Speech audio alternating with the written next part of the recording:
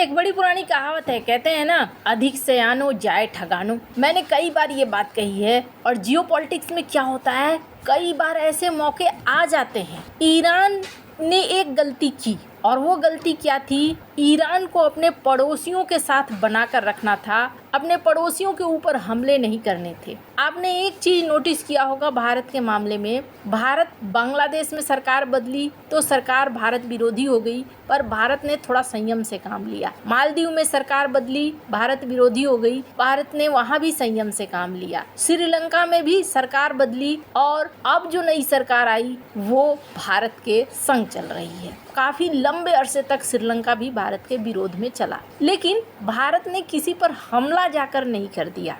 Iran ने एक गलती की और ईरान ने अपने पड़ोसियों के ऊपर हमला कर दिया, और उसमें यूएई के ऊपर तो बहुत ज्यादा है। ऐसा लग रहा था जैसे ईरान का सारा गुस्सा यूएई के ऊपर फूट रहा है। और अब यूएई ने एक बड़ा निर्णय लिया है कि वो ओपेक छोड़ रहा है। अब इस ओपेक छोड़ने के पीछे कौन है, और सबसे बड़ी बात, क्या इससे भारत को बड़ा फायदा होने वाला है? और ओपेक छोड़ने के नाम से ईरान के पैरों तले जमीन क्यों निकल रही है? क्योंकि कहानी अगर देखेंगे तो इसके पीछे, पर्दे के पीछे गेम बहुत बड़ा है, और ये गेम इस वक्त चल रहे अमेरिका ईरान के संबंधों के बीच में बड़ा पासा पलट रहा है। हमेशा की तरह जानने को मिलेगा बहुत कुछ, इसलिए वीडियो को अंत तक जरूर देखें।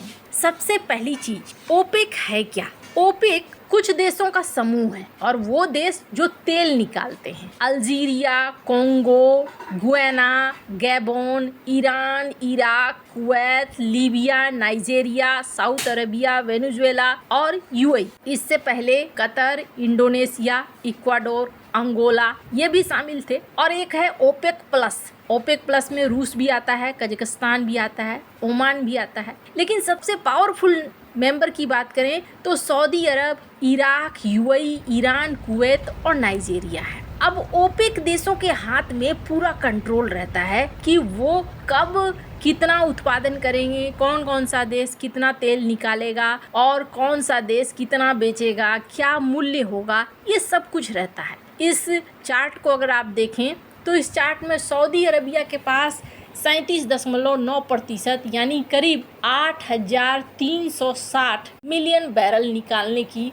अनुमति है। वहीं ईरान के पास 14.6% और यूएई के पास 9.8, इराक के पास 7.4, नाइजीरिया के पास 6.6, कुवैत के पास 6.3। यानी अपने कुल प्रोडक्शन का वो इतना ही तेल निकालेंगे और इतना ही तेल मार्केट में ये लाएंगे। यानी कि एक तरीके से समझ लीजिए कि इन्होंने एक सिस्टम बना दिया, जिस सिस्टम के तहत दुनिया में तेल किस दाम पर बिकेगा, कितना बिकेगा, ये ओपेक देश तय करते हैं। अब इसी बीच ये देखने को मिल रहा है कि यूएई ने एक ऐलान कर दिया, और यूएई ने कहा कि भाई हम ओपेक से निकल रहे हैं। सुनने को साधारण सी बात लगेगी, लेकिन जैसे ही इन्होंने ये ऐलान किया, शेयर मार्केट में जो चढ़ता हुआ दाम था तेल का, वो अचानक से गिरना शुरू हुआ। अब ये जो ऐलान है ये 1 मई के लिए है। इन्होंने कहा कि हम चाहते हैं कि हम अब ओपेक में साथ में नहीं रहेंगे और अब हम हटेंगे। और इसके बाद रिएक्शन भी आने शुरू हो गए। इनके जो मिनिस्टर है, जो एनर्जी मिनिस्टर हैं, उन्होंने सीधे सीधे ऐलान किया। ट्विटर पर भी इस ऐलान को देख सकते हैं, जिसमें एक लंबा चौड़ा बातें भी कही गई कि फलना फलना कारण से हम इससे निकल रहे हैं। मीडिया में अब डिस्कशन होना शुरू हो गया। स्क्रीन पर आप देख सकते हैं अमेरिकी मीडिया में ये डिस्कस हो रहा है, जिसमें कहा जा रहा है कि ये तो गेम बदलने वाली बात है।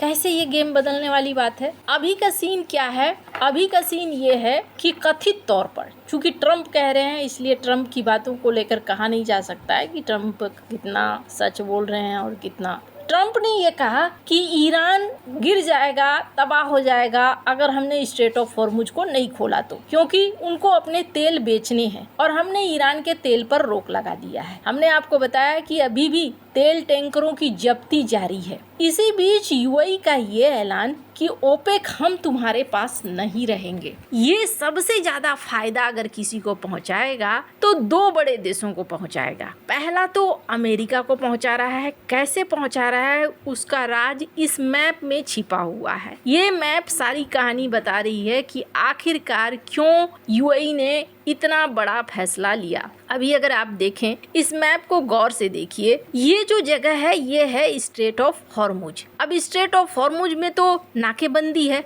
ईरान के तरफ से भी नाकेबंदी है, तो अमेरिका के तरफ से भी नाकेबंदी है। यहाँ से तेल निकल नहीं सकता है। अब जब यहाँ से तेल नहीं निकल सकता है तो तुरंत से तो ऐसा नहीं है कि आईएमएफ कॉरिडोर बनकर तैयार हो जाएगा। अब यहाँ देशों को दिक्कत होनी शुरू हो चुकी है। एनर्जी को लेकर अमेरिका के ऊपर दबाव बढ़ने शुरू हो चुके हैं, क्योंकि अमेरिका के अंदर भी तेल का दाम बढ़ने लगा। दुनिया अमेरिका के ऊपर दबाव बनानी शुरू कर देगी कि भाई आप तेल के दाम बढ़ रहे हैं, आप ये संकट खत्म करो और लंबा मत खींचो। हो सकता है डोनाल्ड ट्रंप इस संकट को 3-4 महीने तक खींच ले, तो यहाँ दुनिया प्रेशर डालेगी यूएस के ऊपर। लेकिन क्या हुआ, एक रास्ता और है, और ये रास्ता यूएई से होते हुए फुजीराह में निकलता है, स्ट्रेट ऑफ हॉर्मुज को बाईपास करते हुए, और यहाँ कोई नाकेबंदी नहीं है। अब अगर यूएई अपने प्रोडक्शन को बढ़ाता है, जहाँ यूएई का प्रोडक्शन के लिए एक लिमिट तय की गई है 3 बिलियन की, लेकिन यूएई की कैपेसिटी है 5 बिलियन की। अब ये अगर यहाँ पर तेल को छोड़ना शुरू करता है तो इसके खरीदार होंगे बहुत सारे, और ये स्ट्रेट ऑफ हॉर्मुज को पार भी कर चुका है। इसका मतलब ये है कि इसे ब्लॉक नहीं कर पाएगा ईरान। अब आपको समझ में आया होगा कि धड़ाधड़ अचानक से तेल के दाम कम क्यों हुए। अब ईरान के पास स्ट्रेट ऑफ हॉर्मुज को बंद करके जो एक हाथ में कार्ड मिला था, वो कार्ड खत्म हो गया। अब डोनाल्ड ट्रंप के ऊपर दबाव नहीं बनेगा। 1 मई से ही ओपेक से हट गया यूएई, यानी अब ओपेक के नियम उसके ऊपर लागू नहीं होते हैं। वो अब तेल निकालेगा और तेल बेचेगा। अब मैंने क्यों कहा कि भारत के लिए ये प्लस पॉइंट है। एक तो अमेरिका, जिसे इसका अच्छा खासा भरपूर फायदा मिलेगा। दूसरा है भारत को फायदा इसलिए मिलेगा, भारत अगर रूस से तेल ले रहा है तो काफी लंबी दूरी उसे तय करनी पड़ रही है। अभी यूएई और भारत के बीच में कितना क्लोज रिलेशन है ये छिपा नहीं है। यूएई और इजराइल के बीच में भी बहुत अच्छा रिलेशन है। इजराइल ने आयरन डोम तक भेज दिया,